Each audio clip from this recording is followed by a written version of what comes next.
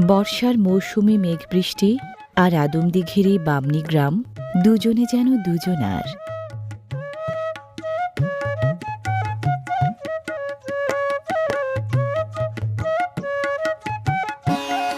আকাশ ছেয়ে ফেলা মেঘেরা এই গ্রামে বৃষ্টি হয়ে ঝরে যখন তখন। বৃষ্টিস্নাত এই বামনী গ্রামটি বগুড়ার আদমদিঘি উপজেলার সান্তাহার ইউনিয়ন সদর থেকে প্রায় ৫.৫ কিলোমিটার পূর্বে।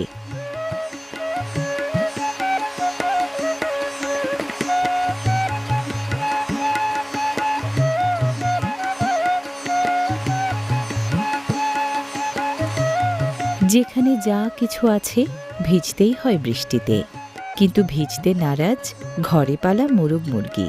বৃষ্টির ছাঁট থেকে বাঁচতে ওরা তাই নিরাপদ আশ্রয়ে।